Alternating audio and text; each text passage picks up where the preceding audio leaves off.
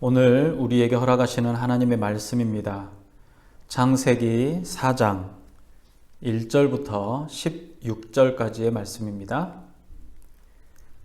다 같이 합독해서 천천히 읽겠습니다.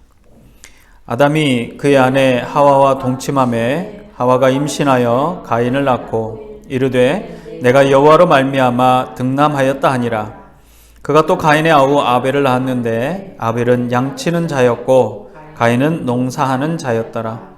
세월이 지난 후에 가인은 땅의 소산으로 제물을 삼아 여호와께 드렸고 아벨은 자기도 양의 첫 새끼와 그 기름으로 드렸더니 여호와께서 아벨과 그의 제물은 받으셨으나 가인과 그의 제물은 받지 아니하신지라.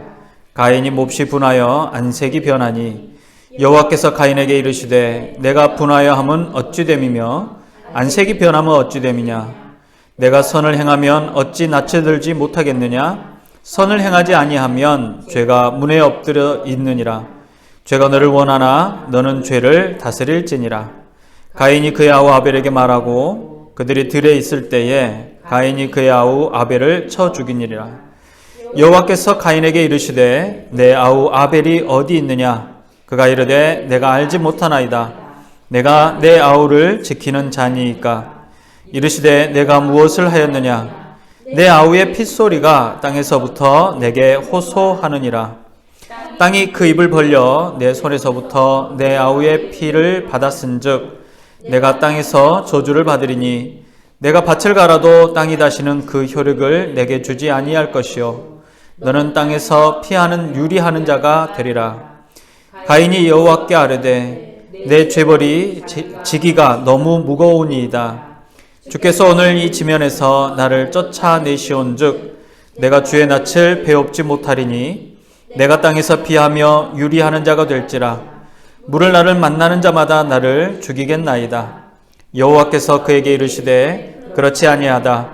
가인을 죽이는 자는 벌을 7배나 받으리라 하시고 가인에게 표를 주사 그를 만나는 모든 사람에게서 죽임을 면하게 하시니라.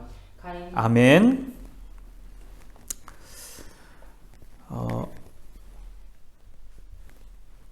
대부분의 사람들은 행복을 추구합니다. 행복이라는 것은 모든 사람들이 목표, 목적, 혹시는 가치로 삼을 수 있는 그런 중요한 것이죠.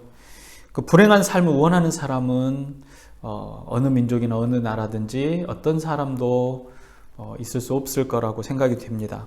인종이나 국가 혹은 종교 또 모든 종교의 다양한 그 종교를 가지고 있든지 없든지를 떠나서 많은 사람들, 모든 사람들은 그 인생이 행복하기를 소망합니다. 문명이 발달하고 또 발달되어지는 이 원동력이 무엇인가를 생각해 보면 어쩌면 행복이라고 할 수가 있죠. 그러니까 세탁기가 발명이 되어지고 자동차가 발명이 되어지고 또 자동차로 하늘을 날 수 있는 것들을 꿈꾸는 것들은 바로 인간의 이 행복을 추구하는 그 마음에서부터 출발한다고도 할 수가 있습니다. 사실 이 아벨이 그 사망한 이후에 가인은 어떤 삶을 살았는지 성경은 정확하고 자세하게 알려주지는 않습니다. 그런데 가인이 나름대로 행복한 가정을 꾸렸던 것으로 보입니다. 아벨은 자식도 없이 형에 의해서 불행한 죽음을 당했고 또 그 인생이 끝이 나버렸지만 살인범이요 그 동생을 죽인 죄를 지은 가인은 오랫동안 살면서 나름대로 만족스러운 인생을 살았습니다. 가인은 사랑하는 여인도 만났고 가정을 이루고 자식들도 낳습니다. 그리고 성을 쌓고 태어난 아들의 이름을 기념하기도 합니다. 그리고 그가 대대로 자손을 낳으면서 장수한 기록을 성경은 보여주고 있습니다. 그리고 가인의 자손들 가운데는 어떤 자손들이 있었는지도 기록하는데 그들은 목축하는 자들과 수금과 퉁소를 부는 자들이 그 자녀들에게서 나옵니다. 자신들을 위해서 다양한 악기를 만들고 향락을 즐기는 민족이 되었던 것입니다. 가인의 자손들을 음악적인 재능뿐만 아니라 여러 가지 기구를 만들 줄 아는 능력도 가지고 있었습니다.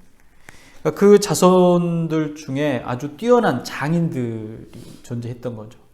뿐만 아니라 라멕이라는 사람이 있는데, 이 라멕이라는 사람은 아내를 2명을 둔 사람입니다. 물론 하나님의 이 창조의 섭리에 어긋난 삶을 살았던 사람일 뿐만 아니라 굉장히 폭력적이고 또 가학적인 사람입니다. 이게 문명이 폭발적으로 발전하던 시기에 자신의 삶을 자랑할 만한, 위대하고 자신은 뛰어나다라고 하는 것을 세상에 외치던 사람이기도 했습니다. 그 사람이 얼마나 폭력적인지에 대한 이야기가 창세기 4장 23절을 보면 나옵니다. 23절과 4절 제가 잠깐 읽어봅니다. 라멕이 아내들에게 이르되 아다와 실라여 내 목소리를 들으라. 라멕의 아내들이여 내 말을 들으라. 나의 상처로 말미암아 내가 사람을 죽였고 나의 상함으로 말미암아 소년을 죽였도다. 가인을 위하여는 벌이 7배일진데 라멕을 위하여는 벌이 77배이리로다 하였더라 그럽니다. 라멕은 하나님께서 금하셨던 살인을 자신의 자랑거리요 노랫거리로 만든 사람입니다. 그리고 스스로가 생명의 주인이다라고 말하죠. 그래서 가인을 죽인 사람에게는 하나님께서 벌을 7배를 더하시겠다라고 했는데, 자신을 위협하고 상해를 입힌 사람은 자신이 끝까지 쫓아가서 70배 혹은 70의 7번을 곱한 그만큼을 보복하고 그를 살인하겠다라고까지 말하는 겁니다. 그러니까 가인의 후손을 대표하는 사람이 누구냐? 바로 이 라멕이라는 사람입니다. 그 라멕의 노래처럼 가인의 후손들은 오만함을 가지고 살았던 겁니다. 자신들의 행복을 위해서 모든 노력을 아끼지 않았던 사람들입니다. 그래서 가인의 후손들은 사실 하나님이 필요하지 않았습니다. 아담에게 주셨던 하나님의 약속인 메시아 또한 필요하지도 않았던 겁니다. 가인의 후손들은 자신에게 주어진, 자신들이 누리게 되는 그 삶을 즐거워하고 행복해하고 그 삶 가운데 풍성함을 누리는 것이 온전한 목적이었습니다. 그래서 다양한 악기와 기구들을 만들어서 자기의 인생을 즐기고 자기의 삶을 풍요롭게 하는 곳에 사용하게 됩니다. 그런데 하나님께서 이 창조하셨던 섭리, 인간을 만드신 이유가 무엇입니까? 하나님의 인간을 만드신 목적은 그 인간으로 하여금 하나님을 존귀하게, 하나님을 예배하도록 한 것입니다. 그런데 가인의 후손들은 그러한 하나님의 목적과는 완전히 거리가 먼 삶을 살아갑니다. 하나님을 경배하지도 않고 하나님에 속하지도 않습니다. 이것을 성경은 어떻게 표현하냐면 근본적으로 그들은 하나님의 자녀가 아니다라고 표현합니다. 에덴 동산은 하나님에 속한 백성이 사는 곳이고 하나님의 나라는 하나님의 백성이 사는 곳입니다. 그런데 하나님께 속하지 않는 사람들은 에덴 동산에도 하나님의 나라에도 살 수가 없는 겁니다. 거룩한 하나님의 임재하심, 하나님께서 그 백성과 함께 하시는 곳, 바로 그것이 하나님의 나라인데 그 나라에 속하지 않은 사람들이 바로 가인의 후손들이다라고 할 수가 있습니다.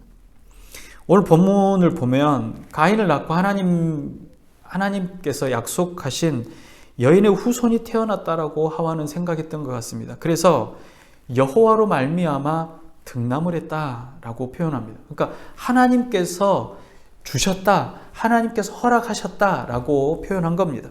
그리고 가인의 동생 아벨도 태어나게 되는데 아담과 하와는 가인과 아벨에게 자신들에게 아담과 하와에게 있었던 모든 일들을 아마도 이야기를 했을 겁니다. 하나님께서 자신을 창조했고 하나님의 섭리가 어떻게 이 온 우주에 펼쳐졌는지, 그 온 우주가 어떻게 기원이 되었고 그 우주의 세심한 부분까지 하나님께서 어떻게 창조하셨는지를 설명했을 겁니다. 그리고 자신들이 지었던 죄가 무엇인지도 설명을 했을 겁니다. 하나님과의 관계가 회복되어지는 것이 어떤 의미인지도 아마도 설명을 했을 거라고 생각이 되어집니다. 그들이 아름다운 에덴 동산에서 한순간의 죄악으로 인해서 모든 것들을 빼앗기고 거룩함과 아름다운 이 삶에서 쫓겨나 삶을 살게 되었던 사실을 이야기에 또 수십 번 혹은 수백 번 반복해서 이야기했을지도 모르겠습니다. 그러니까 가인과 아벨은 사실 에덴 동산에서 살았던 사람들은 아니지만 아담과 하와를 통해서 하나님의 나라가 무엇인지를 알고 있었던 사람이라는 거죠. 그리고 자신의 부모들처럼 하나님께서 모두 준비해 주신 것들을 누리는 삶이 아니라 이제 그들은 노동을 해야만 먹고 살 수 있는 세상에서 살게 된 것입니다. 가인은 땅을 경작해서 수확하는 농부가 됐고, 아벨은 가축을 기르는 목축을 하는 목동이 되었습니다. 어느 날 하나님께서 가인과 아벨에게 제사를 요구하십니다. 가인은 곡물로 제물을 삼았고 아벨은 양의 첫 새끼와 기름으로 제물을 드립니다. 그런데 하나님께서는 아벨의 제사는 기뻐하시고 가인의 제사는 받지 않으십니다. 믿음이 없는 분들이나 또는 성경을 잘 모르시는 분들이 이 부분 때문에 많은 혼란을 겪습니다. 왜 하나님께서는 아벨의 제사만 받으시고 가인의 제사는 받지 않으셨는가? 하나님께서 아벨의 제사만 받으신 이유가 무엇일까? 아벨은 그 제사를 지낼 때 동물로 제사를 지냈는데 가인은 식물로 제사를 지내서 그런가? 하나님께서는 동물의 제사만 동물로 드려지는 제사만 받으시고 식물로 드리는 제사는 받지 않으신가? 라고 생각하기도 합니다. 아니면 아벨이 가인보다 더 정성껏 제사를 드렸기 때문일까? 이 부분에 대해서 성경이 해석을 합니다. 우리가 우리의 상상이나 우리의 가치관으로 판단할 것이 아니라 이 부분을 성경이 해석한 부분을 보면 조금 더 명확하게 보입니다. 히브리서 11장 4절에 이런 말씀이 있습니다. 믿음으로 아벨은 가인보다 더 나은 제사를 하나님께 드림으로 의로운 자라 하시는 증거를 얻었으니 하나님이 그 예물에 대하여 증언하심이라. 그가 죽었으나 그 믿음으로써 지금도 말하느니라. 아벨이 하나님께 드린 제사는 어떤 제사였냐? 믿음으로 드린 제사였다라는 겁니다. 아벨의 믿음은 하나님께서 구원하시는 구속에 대한 믿음이었고, 또 하나님께 드려지는 그 제사의 그 믿음을 함께 드렸다라는 겁니다. 또 그렇다면 이제 가인에 대한 해석은 어디에 또 나와 있는지 한번 봅니다. 요한 1서 3장 12절인데 제가 또 읽습니다. 가인같이 하지 말라. 그는 악한 자에게 속하여 그 아우를 죽였으니 어떤 이유로 죽였느냐? 자기의 행위는 악하고 그의 아우의 행위는 의로움이라 라고 말합니다. 그러니까 가인은 아벨과 같이 구속하시는 하나님의 구원에 대한 믿음이 있었던 사람이 아니었을 뿐만 아니라 그의 본질이 어떤 사람이냐? 그의 본질은 악한 자에게 속했다. 악한 자에 속한 자였다라는 겁니다. 그러니까 하나님께서 가인의 제사를 받지 않으신 것은 그가 하나님의 자녀가 아니었기 때문입니다.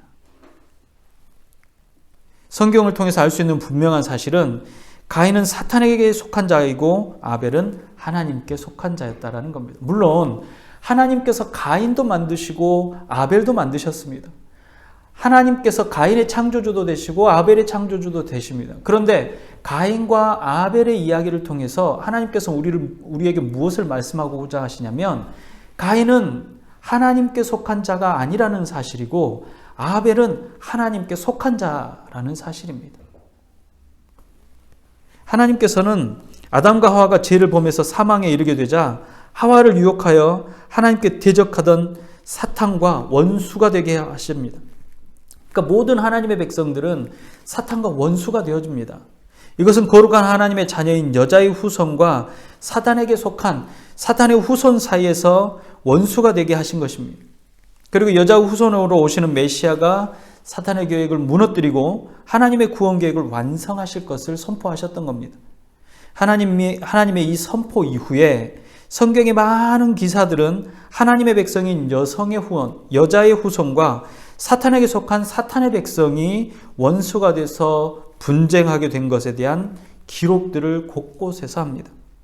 지금도 이 영적인 전쟁이 이 땅에 이루어지고 있는 것입니다. 가인은 자신이 드린 제물을 받지 않는 하나님에 대해서 분을 품었습니다.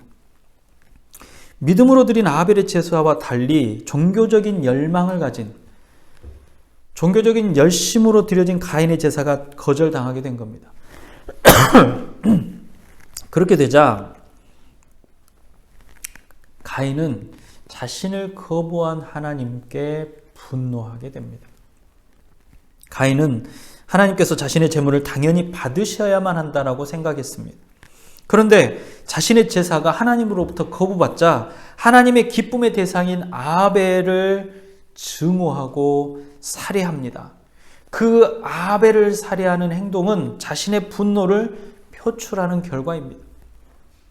내가 최선을 다해서 하나님께 드려야 할 것을 드렸다고 할지라도 그것을 용납하시는 분은 누구십니까? 그것을 받으시는 권리는 누구에게 있습니까? 바로 하나님께 있고 하나님께서 그것을 받으시는 겁니다. 하나님의 결정입니다. 그런데 가인은 하나님께 드리는 제사의 의미도 알지 못했을 뿐만 아니라 창조주이신 하나님의 권위조차도, 하나님의 주권조차도 인정하고 있지 않고 있었다라는 겁니다. 하나님께서는 이 가인의 분냄을 아셨고 그의 태도가 올바르지 않는 것에 대해서 경고하십니다. 죄에게 노예가 되지 말고 죄를 다스려서 이기라고 하셨습니다. 그런데 가인은 어떻게 했습니까? 결국 올바르지 못한 선택을 하게 됩니다. 결국 가인은 자신의 분노의 대상인 하나님의 기쁨을 빼앗아갑니다. 이 아벨은 하나님의 기쁨이고 하나님께 속한 자이고 하나님께서 그의 제사를 받은 자이죠. 그 기쁨의 대상을 하나님으로부터 빼앗겠다라고 생각을 한 것입니다. 그래서 살해합니다. 우연히 들에서 말다툼을 하다가 살인을 한 우발적으로 일어난 살인이 아닙니다. 아주 치밀하게 동생을 죽이기 위한 계획을 세웠고 그 동생을 들러 불러서 죽게 만들었습니다. 그 아벨을 죽이는 그 장면의 묘사는 마치 군사가 적군을 무찌르듯이 무자비하게 살육했다라는 의미를 담습니다. 광야의 아벨의 죽음은 아무도 보지 않는, 볼 수 없는, 또는 그 흔적조차도 누군가가 찾기가 쉽지 않는 그런 곳이었을 겁니다. 증거를 인멸하기에 충분한 곳이었을 겁니다. 그곳에서 아벨을 유인해서 잔인하게 살해한 것입니다. 가인의 살인은 단순하게 우리가 이 세상에 일어나는 살인 사건, 단순한 살인 사건으로 볼 수가 없습니다. 하나님의 구속 사역을 적극적으로 방해하기 위해서 벌이는 사탄의 치밀한 계획이라는 겁니다. 에덴 동산에 살던 아담과 하와를 유혹해서 하나님의 거룩하심을 훼손시키려고 했던 그 존재가 누구냐? 바로 이 사탄입니다. 그 사탄이 하나님께서 계획하신 하나님의 이 놀라운 구원의 계획을 망가뜨리기 위해서 하나님께서 기뻐하시는 자, 여인의 후손을 훼손한 겁니다. 아벨을 살해한 겁니다. 하나님께서는 죄로 죽게 된 당신의 백성을 구원하시기 위해서 여자에게서 나는 후손을 메시아를 보내시겠다라고 약속하셨는데 하나님께서 당신의 백성인 아담과 하와뿐만 아니라 사단에게도 직접 선포한 언약이었습니다. 그래서 사단도 이 모든 사실을 알고 있었고 사단은 그 메시아가 오게 되면 자기의 모든 자유로움과 자기의 모든 권한이 빼앗겨질 것을 두려워한 나머지 하나님의 계획들을 계속해서 방해하게 됩니다. 메시아가 오시게 되면 자기의 머리가 상하게 될 것이고 심판을 받게 될 것이라는 겁니다. 사탄은 메시아가 오는 길을 차단하려고 몸부림을 칩니다. 그 몸부림이 얼마나 강렬하냐면 이 성경의 역사 안에 보면 이 하나님의 계획하심과 하나님의 뜻들을 파괴하기 위한 여러 가지 사건과 사고들을 볼 수가 있습니다.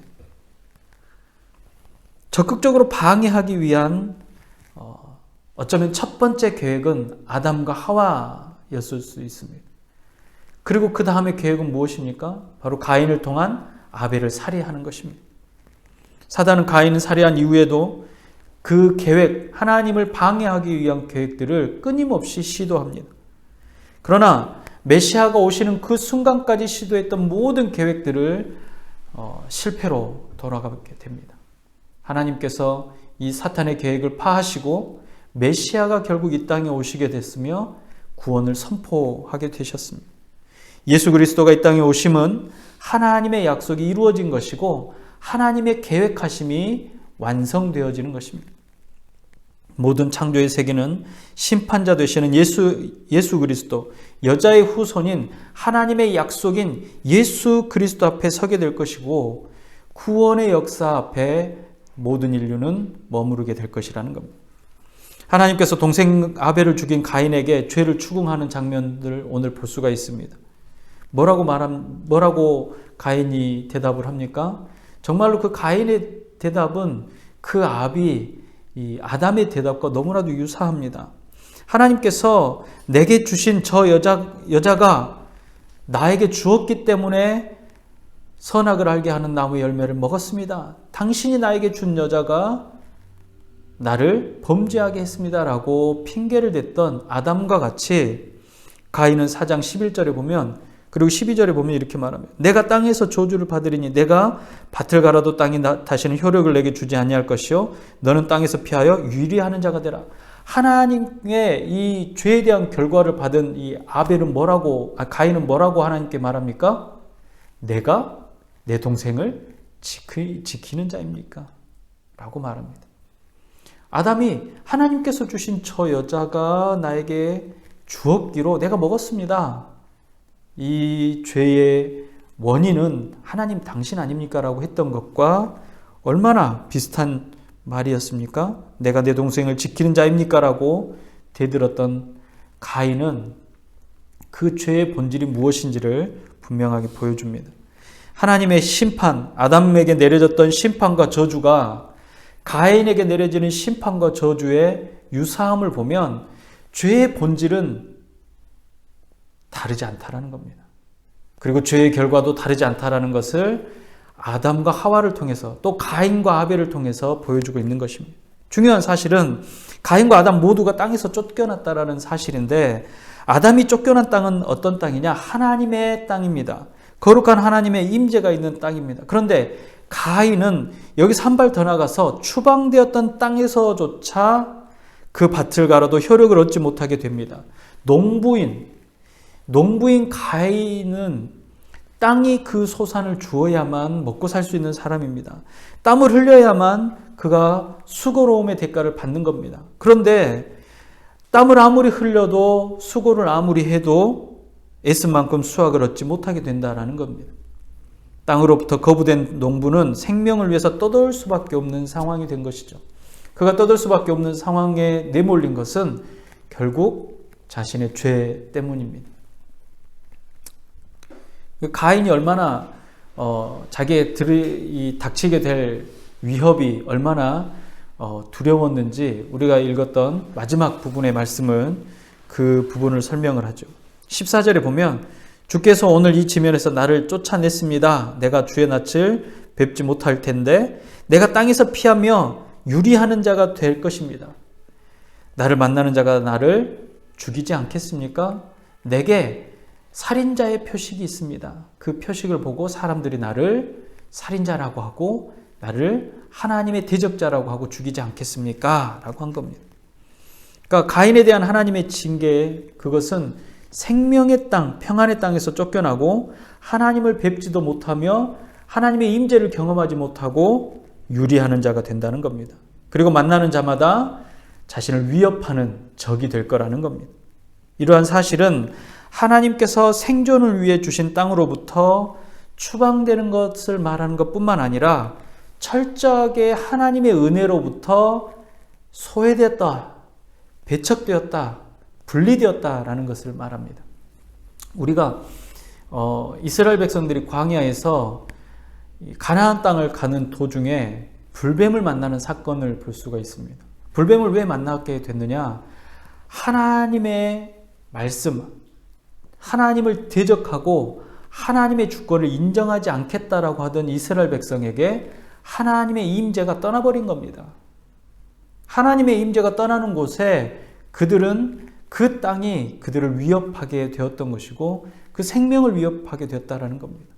그 이전에도 또 동일한 땅들을 지나왔고 동일한 곳에 머물렀지만 왜 하필 그때 그들에게 불뱀이 다가왔느냐? 바로 그것이 하나님의 임재가 떠났기 때문입니다. 그 사건이 바로 가인이 하나님의 땅에서 쫓겨나는 사건이고 하나님의 그늘 아래서 벗어나는 사건입니다. 하나님의 임재를 경험하지 못하는 사건입니다. 그래서 하나님 없이 떠도는 삶을 사는 것, 가인에게 주어진 표가 바로 그것입니다. 성경은 가인이 어떤 표시를 받았는지, 어떤 표적이 있는지를 설명하고 있지 않지만 성경을 살펴보면 그 표식은 무엇이냐? 하나님의 임재하심으로부터 거부되었다라는 겁니다. 동생 아벨을 죽인 죄를 다른 사람에게 물어 가인을 죽이지 못하도록 하셨다는 사실, 그것은 하나님께서 가인에게 주신 마지막 은혜였을 것입니다. 그가 다른 사람으로부터 죽임을 당하지 않도록 마지막 은혜를 베푸신 것, 그것을 성경은 말합니다.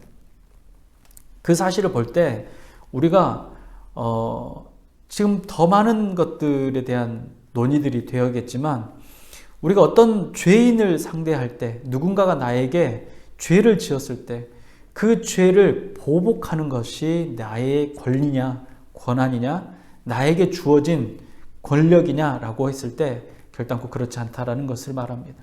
하나님께서는 하나님의 법을, 하나님을 대적한 사람일지라도 사람이 그 죄인을, 하나님을 대적했던 사람을 살해하거나 벌주지 못하게 하신다라는 사실입니다.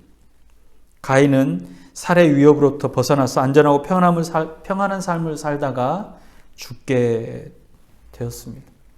우리가 생각할 때는 얼마나 이상합니까? 가인 같은 사람은 정말 천벌을 받아, 하나님께서 내리는 벌을 받아야 되는데 그 하나님께서 내린 벌이 고작 내가 너와 함께하지 않는다라는 거랍니다. 그리고는 그가 아들, 딸을 낳고 대대의 손손 자손들을 보고 장수를 하고 평안하게 죽었다라는 겁니다. 우리가 성경을 읽을 때 이런 부분들을 보면 도대체 하나님 어떤 분이신지, 왜 그러시는지 이해가 안 될 수 있습니다. 그러나 이 가인과 아벨의 기사를 통해서 우리가 볼 수 있는 것은 가인과 아벨 중에 누가 행복한 사람이냐는 겁니다. 누가 그 인생을 행복하게, 의미 있게, 기쁘게 살아냈느냐는 겁니다. 분명한 것은 영문도 모르고 자신의 형에게 무참히 살해당한 아벨은 불행한 삶을 살았다라는 것입니다. 그는 불행한 삶을 살았던 사람입니다. 자기 형에게 살해당한 사람이고 그 인생이 정말 꼽히지도 못하고 죽게 되었다라는 겁니다. 그에 비해서 가인은 얼마나 행복한 삶을 살았습니까? 살인을 저지른 이후에도 사랑하는 사람을 만났고 자녀들을 낳았고 장수하고 나름 괜찮은 인생을 누렸습니다. 우리가 생각하는 행복이 어디 있느냐를 볼 때 과연 성경은 뭐라고 말하느냐를 오늘 본문을 통해서 볼 수가 있는데, 어느 누구도 아벨과 같은 불행한 삶을 살고 싶지 않을 것입니다. 건강하고 평안한 삶을 살다가 생명이 다하는 그때에 주님 부르시는 그날, 주님 부르시는 그곳으로 가는 것이 얼마나 큰 은혜입니까? 그렇게 생각한다면 가인의 인생은 행복한 인생일 수 있는데 성경은 가인의 인생은 저주받은 인생이다라고 계속해서 설명한다는 겁니다. 가인이 받은 저주는 하나님이 없이 살아가는, 유리하는, 떠도는 삶이라는 겁니다. 고향을 잃어버린 삶이라는 겁니다. 우리가 하나님의 나라에 가는 것은 본향, 고향으로 돌아가는 것을 말합니다. 그런데 그 돌아가야 될 고향으로 돌아가야 될 사람이 고향이 없어진 겁니다. 고향으로 갈 수가 없게 된 것입니다. 하나님이 우리의 고향인데 하나님께 갈 수 없게 되었다라는 겁니다. 그건 저주이고 저주 아래에 사는 삶입니다. 하나님께 속한 백성이 아니라 사단에게 속한 멸망의 자녀라는 겁니다. 그래서 가인의 인생은 더 이상 하나님의 은혜가 존재하지 않는 인생입니다. 물론 그가 살아가는 동안 자녀를 낳는 축복은 누가 주셨습니까? 하나님께서 주셨습니다. 그가 다른 사람으로부터 해함을 당하지 않는 복은 누가 주셨습니까? 하나님께서 주셨습니다. 그러나 이 복은 모든 인류에게 주시는 하나님의 일반 은총입니다. 그러나 그 일반 은총은 한계가 있습니다. 어떤 한계가 있느냐? 하나님께 속하였느냐, 하나님께 속하지 않았느냐의 한계를 갖습니다. 하나님께 속한 거룩한 백성에게 참된 복이란 것이 무엇인가? 그것은 오늘 아벨과 가인의 사건을 통해서 볼 수 있는데 그것이 바로 하나님의 임재하심과 동행하심입니다. 우리가 어떤 삶이 행복한 삶이냐? 돈을 많이 벌고 좋은 차를 타고 좋은 집에 사는 것이 행복한 삶이냐? 그것이 아니라는 겁니다. 우리가 어떤 사건과 사고 안에서 힘겨운 인생을 살아간다고 할지라도 우리에게 가장 큰 행복, 가장 큰 기쁨의 삶은 무엇이냐? 바로 하나님께서 나와 함께 하신다는 겁니다. 하나님의 임재가 있는 것입니다.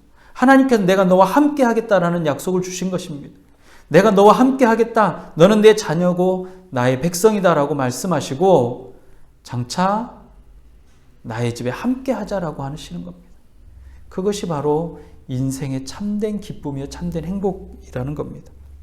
우리가 비록 건강하지 못할지라도, 우리가 비록 부유하지 못할지라도, 인생의 모진 풍파와 어려움이 닥칠지라도 그 삶의 평안함과 그 삶의 기쁨은 하나님의 임재하심 안에 있다는 사실을 기억하시기 바랍니다.